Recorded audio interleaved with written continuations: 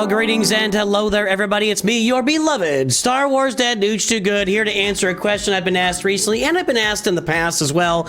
We have previous videos about this, but when do you stop farming characters and start farming gear? What's the cutoff point? What informs your decision for that? You know, do you want to always be farming characters? Do you want to stop at some? I mean, just how does this work? When do you stop farming these characters and start farming the gear? I'm going to tell you.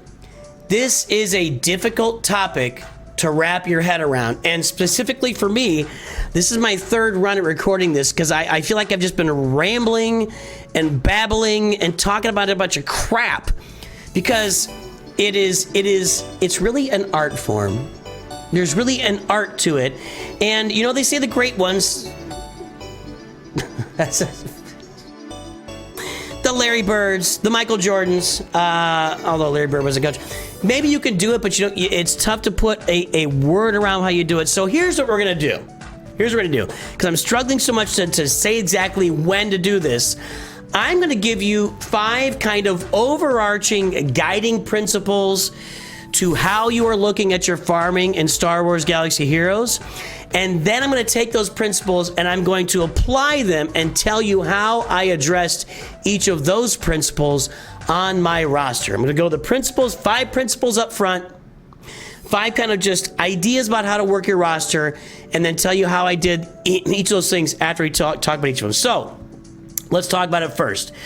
What's your biggest long-term goal? You should always have one big long-term goal in mind on your roster. Galactic Legend, capital ship, big assault battles, finishing conquest, working toward the raid, something, a big goal. What's your biggest long-term goal on your account right now? That's the first thing you should be thinking about. Coming right behind that, what are your top 2 or maybe even 3, side farming goals right now? You've got your biggest goal, which I'll talk about in my account in a minute. It's the Executor, hint. But what other goals you're working on? While you're working toward that, what's coming up next? What is happening behind that? When you get your big goal done, what's behind that? Or while you're getting there, is there something you can kind of work on the side while you're getting to that? Another question to consider for your farming, how many Zetas and how much gear are you going to need for this farm? That's going to be really important to think about because you're not going to know when to stop farming characters and start farming gear if you don't know how much gear you've got to farm and how much more is ahead of you and how many Zetas you need to make that farm work for you in the long run. I mean, like with Galactic Legends, they all need 6 Zetas applied to a Galactic Legend. You got to save up some Zetas or your Galactic Legend is going to be useless on your roster. Another question, what does your guild need from you, both in the long and the short term? What does your guild need you to do for the raid, for territory battles, for territory wars? What is required? What is required of you from your guild to make your guild better? That's going to inform when you should stop farming characters and start farming gear as well. Because the whole idea of stopping a character shard farm and move into gear is to get that character ready for action, right? You get them to 7 stars, but they're not ready for action because Boba Fett is only at gear 9. I need to get a relic 5 to get ready for action, relic 8 to get ready for Executor. When do I jump into that gear farming? And then finally, the last question to ask yourself is how fast are you achieving objectives when you're getting off of characters and onto gear? Otherwise known as, how much money are you willing to spend to get that done?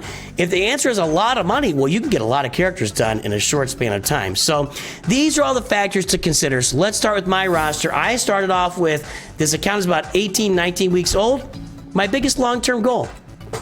And that was the Executor.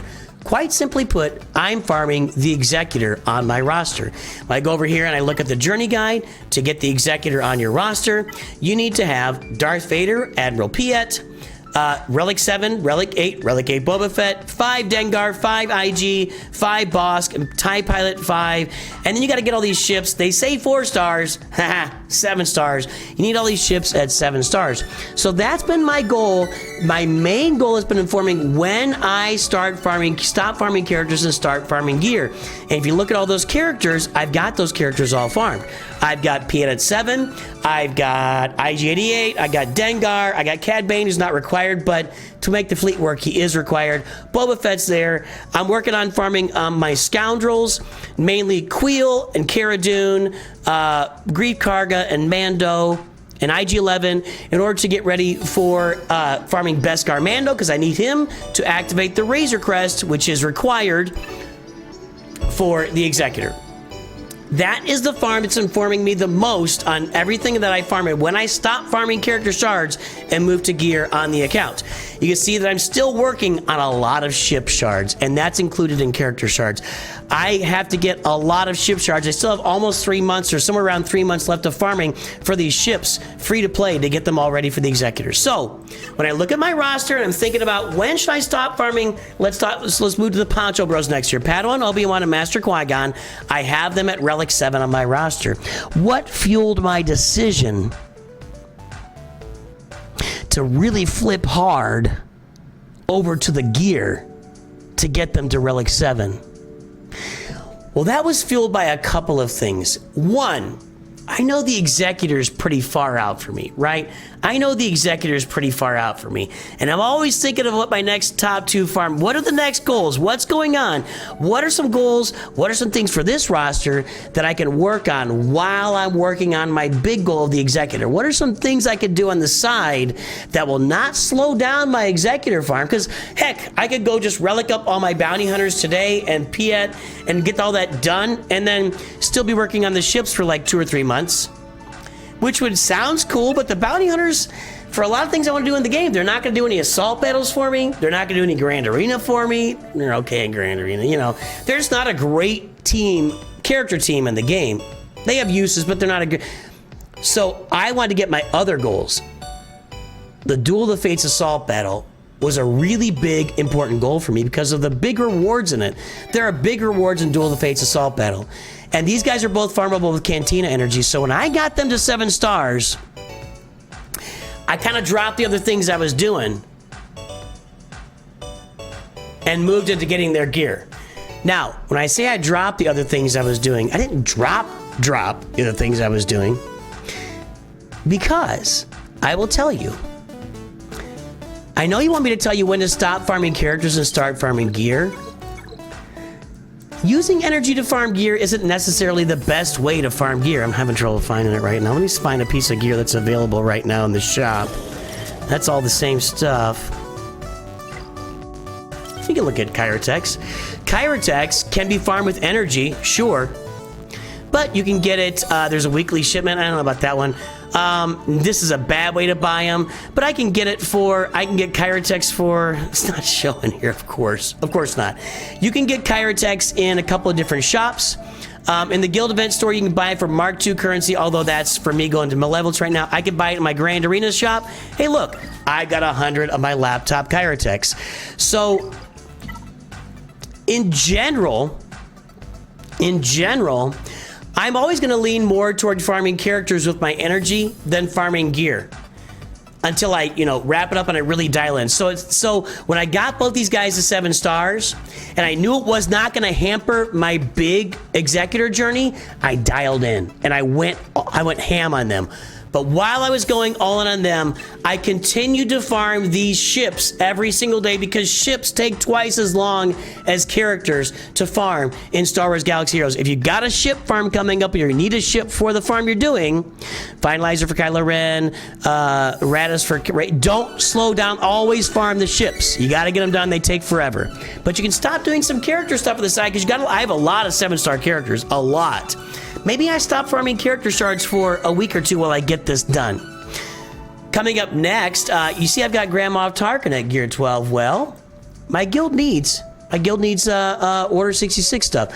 We moved into Order 66. A lot of guilds are doing this even very early on, and we're getting like the 1st or 2nd crate. I need to participate in Order 66. To do that, I've got to gear up Tarkin. So right now I'm sacrificing some of my other farming, and I am farming some ships with fleet materials, but when I get extra fleet energy available, I'm farming these. I'm using that to farm these with my fleet energy. So I'm looking at what my guild needs. I'm looking at what's around me and what I've got going on. So right now, since I have so many characters farmed up to 7 stars, I got my Imperial Troopers. That's 2 assault battles. I got my Phoenix. That's 2 assault battles. I got Wampa at Gear 12. That's great for Grand Arena. I got my Poncho Bros at Relic 7. I can take some of that fleet energy and invest it in Grand Moff Tarkin right now because I don't need a lot more 7-star characters here. So I've got my guild in mind when I'm thinking about that as well. I'm still keeping my long-term targets in mind, and with my guild in mind and my short-term targets, Grand Moff Tarkin is a short-term target for me right now. Another short-term target I had, well, other short-term targets, I mentioned my Imperial Troopers, Veers, Piet, Range Trooper. You guys watch me do this. Garsax, Imperial Super Commando. I use those guys on the Forest Moon. I'm using my Imperial Troopers for Rebel Roundup. Those were short-term goals I met along the way, and I got my guys geared up and Zetaed up to where I needed them, and not any further. I didn't add every single Zeta and gear level that was, I didn't take Piet and Veers and Range Trooper up to relic levels because I didn't need that for the assault battles, and my goal with where I want to take those assault battles right now. I held on to that stuff. I used it on my Poncho Bros. Now I'm trying to use it on Tarkin, and pretty soon, in about a month or so, I'm going to pivot and everything's going into the bounty hunters and the characters I need for the Executor, so that by the time I get those ships done 3 months from now, I'm ready to go. So you got to look at all that stuff and take it into account. One last look at my roster. You can see I'm farming Grief Karga, Cara Dune, and those guys for Beskar Mando. I have to keep that going. That has to keep going. I got to finish those guys to 7 stars. You get them to Gear 9, Gear 9, maybe Gear 10, with maybe one. I think the Zeta I used was on. I'll have to look at that again. I used one Zeta. Go watch me play that event. I played it recently. Maybe one Zeta for that. I got to finish that up, so I'm working on finishing that. One extra farm I'm doing with a very the long game right now is my Peridia pals. I've always got those long-term and short-term and top 2 farming goals. Whatever my farming goals are right now, I've got stuff down the road. I'm always keeping stuff down the road in mind. I want to get Captain Enoch, Night Trooper, and Death Trooper Peridia farmed up to go tackle that Peridia patrol, or I call Peridia Pals. They're the Peridia Pals. They do the Peridia Patrol assault battle. The rewards in there are very similar to the rewards I get for Padawan Obi-Wan and Master Qui-Gon.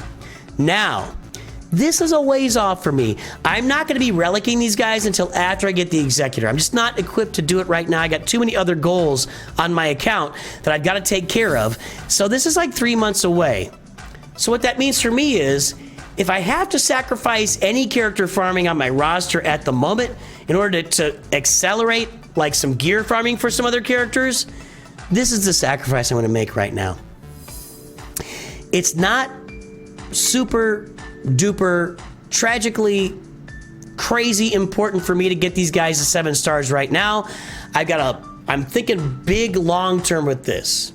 And in fact, right now I may be talking myself into, instead of using regular energy for these guys, I may be talking myself, it says I'm not going to get this done for another 3 months after Executor. I could probably stop farming them right now. I think I've just talked myself into it.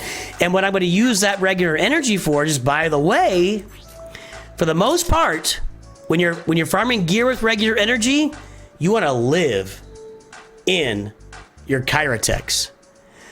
I almost never use regular energy regular energy in this game to farm anything other than Kyratex. Now, when you get to the end game, okay, there is a node 1D, Lightside 1D. I think it's got a lot of really good stuff in there to get yourself some relic gear. Great. Kyratex are the thing that's going to hold you back the most. Early through mid-game, late game, it's going to be Kyratex. You're not going to be with a dearth of Kyratex. That's right, a dearth, extra Kyratex, until way at the end game. So when you use that regular energy to farm and you say, you know what? My roster's in such a shape right now that I am going to be finishing off my Beskar Mando farm. And then I need to just move into, and I'm going to be relicking Grand Moff Tarkin for the raid.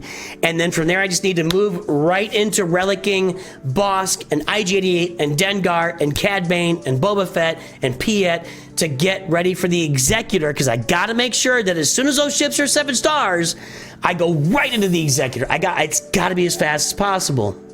Maybe Wampa in between there for Grand Arena. So if I'm going to stop farming my Peridia Pals, which I just talked myself into, I'm going to put all of that energy into Kyrotex, because I'm going to need a lot of Kyrotex to get all these characters relicked along the way. And there you go, boys and girls. Those 5 principles. What's your biggest long-term goal or goals? What are your top 2 short-term farming goals in your account right now? How much do I need to invest these characters? If I need more gear, do I need to stop sooner? Do I need to go later? What do I need to, am I ready to even dig into the gear for this farm, for this character? What does my guild need for me in this long and short term? And how much am I willing to spend to get to where I need to be? Because that's going to make it go faster.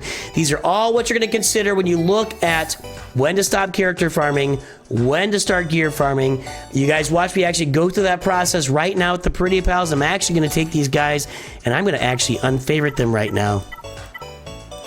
Makes me a little bit sad. I was kind of enjoying farming them, but I think, actually, I know that instead of investing my regular energy in the Peridia Pals right now, it's going to be better invested in Kyrotech on my roster at this moment in time to get me ready for the Executor in about 3 months. Give me your comments below. I'd love to hear from you guys. Hey, have a great day. I'll talk to you soon. Always, of course, remember, Nooch too good.